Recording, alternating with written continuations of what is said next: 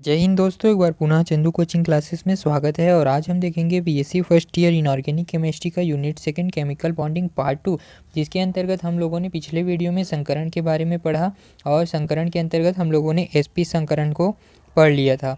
आज हम पढ़ेंगे sp2 संकरण, sp2 हाइब्रिडाइजेशन। तो चलिए जानते हैं कि sp2 संकरण क्या होता है। तो sp2 संकरण में हम लोग पढ़ते हैं जब एक s ऑर्बिटल और दो p ऑर्बिटल आपस में मिलकर तीन नए संकरित कक्षक का निर्माण करते हैं, तो इस प्रक्रिया को sp2 संकरण कहते हैं।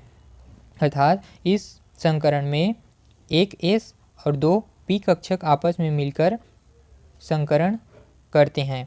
और हम लोगों ने पढ़ा था sp संकरण में एक s और एक p कक्षक आपस में संकरण करते हैं, किंतु sp2 में एक s और दो p ऑर्बिटल संकरण में भाग लेते हैं और फलस्वरूप तीन संकरित कक्षक निर्माण होता है। तो इस प्रक्रिया को हम लोग sp2 हाइब्रिडाइजेशन कहते हैं। जैसे कि एग्जाम्पल में हम लोग देखते हैं एथिलीन अणु का बनना, अर्थात C2H6। यहाँ पर कार्बन का ग्राउंड स्टेट में इलेक्ट्रॉनिक विन्यास तो देखते हैं, कार्बन का परमाणु क्रमांक 6 होता है। इसका इलेक्ट्रॉनिक विन्यास 1s2, 2s2, 2px1, 2py1 और 2pz0। किंतु हम लोग जब एक्साइटमेंट स्टेट अर्थात उत्तेजित अवस्था में देखते हैं तो कार्बन का इलेक्ट्रॉनिक विन्यास हो जाता है 1s2, 2s1, 2pz1, 2py1 और 2px1। ये जो s का एक इलेक्ट्रॉन है वह 2pz के में चला जाता है और संकरण में केवल 2s1 और 2pz1 और 2py1 भाग लेता है, किंतु 2px1 भाग नहीं लेता, क्योंकि यह एक अनहाइब्रिड ऑर्बिटल है। यह क्यों भाग नहीं लेता हम लोग आगे में पढ़ेंगे। तो एक्साइटमेंट स्टेट में एक s orbital and 2p orbital मिलकर के sp2 हाइब्रिड ऑर्बिटल बना लेते हैं। जैसे कि यहाँ पर दिखाया गया है कि एक s ऑर्बिटल, एक p ऑर्बिटल जो कि z एक्सिस में है और दूसरा p ऑर्बिटल जो कि y एक्सिस में है। दोनों एक s और दो p मिलकर के हाइब्रिडाइजेशन करते हैं और हाइब्रिडाइजेशन के फलस्वरूप sp2 संकरित कक्षक का निर्माण करते हैं। यहाँ पर ये जो चित्र दिखाया गया है यह sp2 हाइब्रिडाइजेशन का स्ट्रक्चर है, जहाँ पर बॉन्ड एंगल 120 डिग्री का बना हुआ है और जो स्ट्रक्चर है वह त्रिकोणीय संरचना है, अर्थात ट्राइएंगुलर स्ट्रक्चर है। यहाँ पर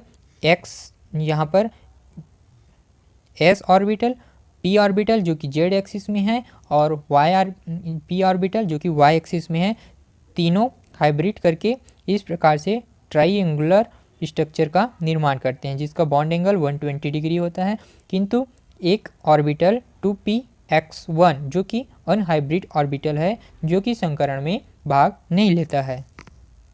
अब हम उसी को शब्दों के रूप में देखते हैं। तो सबसे पहले हम लोग पाते हैं कि sp2 संकरित ऑर्बिटल एक दूसरे से 120 डिग्री कोण पर स्थित रहते हैं। मैंने चित्र में बताया कि जो sp2 संकरित ऑर्बिटल है उनके मध्य 120 डिग्री का बॉन्ड एंगल होता है, जैसा कि इधर चित्र में दिखाया गया है। यहाँ पर sp3 संकरित स्ट्रक्चर है जिसमें बॉन्ड एंगल 120 डिग्री का है। सेकेंड हम लोग देखते हैं कि इसे त्रिकोणीय ट्राइगोनल हाइब्रिडाइजेशन भी कहते हैं, क्योंकि संरचना त्रिकोणीय बनता है, इस कारण से इसे ट्राइगोनल हाइब्रिडाइजेशन भी कहते हैं। अनहाइब्रिड असंकरित 2px ऑर्बिटल स्वतः ही एज इट इज कंडीशन में रहता है, अर्थात जो 2px ऑर्बिटल है वह संकरण में भाग नहीं लेता, इस कारण से इसे असंकरित अनहाइब्रिड ऑर्बिटल भी कहते हैं और वह एज इट इज़ अपने स्थिति में बने रहता है। इस प्रकार से जब हम एथिलीन मॉलिक्यूलर की ऑर्बिटल स्ट्रक्चर देखें तो इस प्रकार से बनता है। यहाँ पर जो दिखाई दे रहा है वह H है, ये जो H है ये भी H है, S ऑर्बिटल का H, इधर भी ये H है, ये भी H है। इस प्रकार से ये H के मध्य H और ये जो ऑर्बिटल है उसके मध्य sigma bond, sigma bond, sigma bond और सिग्मा बॉन्ड का निर्माण होता है। और इधर भी सिग्मा बॉन्ड का निर्माण होता है, क्योंकि दोनों के बीच में एक्सिस हाइब्रिडाइजेशन हो रहा है। किंतु यहाँ पर देखें, इसका px इसका px और इसका नीचे साइड दोनों के मध्य पाई बॉन्ड का निर्माण हो रहा है। ये पार्श्वीय अतिव्यापन हो रहा है, अर्थात साइड वाइज ओवरलैपिंग हो रहा है, जिसके चलते यहाँ पर पाई बॉन्ड का निर्माण हो रहा है। किंतु यहाँ पर एक्सिस ओवरलैपिंग हो रहा है, जिसके चलते यहाँ पर सिग्मा बॉन्ड का निर्माण हो रहा है। इस प्रकार से जो एथिलीन का जो मॉलिक्यूलर स्ट्रक्चर है उसमें 1 2 3 4 5 सिग्मा बॉन्ड का निर्माण होता है। और एक देख लेते हैं तो C2H4 अर्थात एथिलीन के प्रत्येक कार्बन एटम के एक sp2 संकरित ऑर्बिटल परस्पर sp2 ओवरलैपिंग करके सिग्मा बॉन्ड बनाते हैं। दूसरा अर्थात ये कहा गया है कि दोनों एथिलीन का जो स्ट्रक्चर है वो हाइड्रोजन के साथ मिलकर के सिग्मा बॉन्ड का निर्माण करता है और खुद सिग्मा बॉन्ड का निर्माण करता है। फिर दूसरा कहता क्या है कि शेष बचे दो sp2 संकरित ऑर्बिटल अलग अलग H एटम के 1s ऑर्बिटल करके सिग्मा बॉन्ड निर्माण करता है। अर्थात ऊपर में कहा गया था कि ये जो दोनों एथिलीन के अणु है वह स्वयं सिग्मा बॉन्ड का निर्माण करता है, और जो दो बचे हुए संकरित कक्षक है वह हाइड्रोजन एटम के साथ सिग्मा बॉन्ड का निर्माण करता है।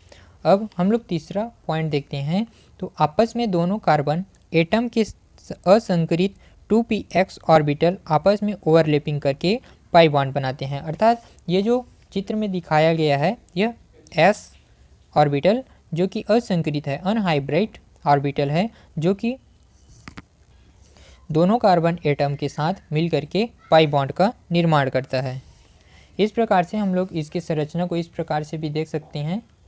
तो इस प्रकार से हम लोग लिख सकते हैं C double bond C H H और H H। इस प्रकार से हम लोग एथिलीन की संरचना को लिख सकते हैं। इस प्रकार से हम लोगों का जो sp2 हाइब्रिडाइजेशन है वह कंप्लीट हो जाता है, जिसे हम लोग ने एथिलीन के अणु के माध्यम से समझा है। आशा करता हूँ कि यह वीडियो आपको अच्छे तरीके से समझ में आया होगा।